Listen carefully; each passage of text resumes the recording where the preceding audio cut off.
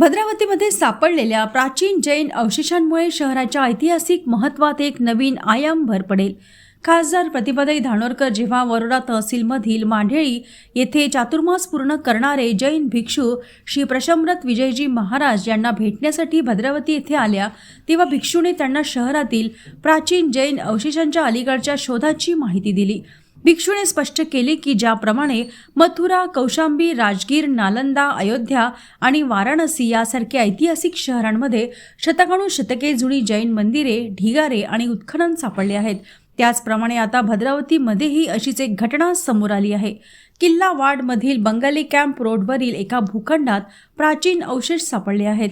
उत्खननादरम्यान एका जैन तीर्थकारांची एक खंडित मूर्ती सापडली, जी अंदाजे 1100 ते 1300 वर्षे जुनी आहे. 2 खंडित यक्ष शिल्पे देखील सापडली, जी अंदाजे 800 ते 1200 वर्षे जुनी आहेत. याशिवाय त्या ठिकाणी इतरही अनेक तुकड्यांचे अवशेष सापडले.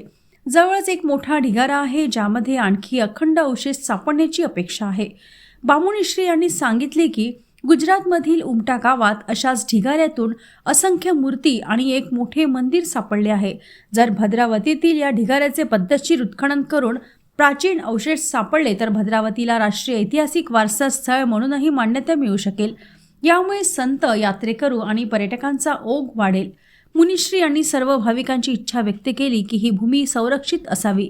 यावेळी खासदार प्रतिभाताई धानोरकर यांनी आश्वासन दिले की आम्ही तीर्थस्थळासाठी आवश्यक असलेली प्रत्येक सेवा निश्चितपणे देऊ. चर्चेदरम्यान जैन श्वेतांबर तीर्थ मंडळ भद्रावतीचे विश्वस्त अमोलजी मुथा, जैन समुदायाचे संतोषजी गोलछा आणि शैलेश कोठारी यांच्यासह इतर मान्यवर उपस्थित होते.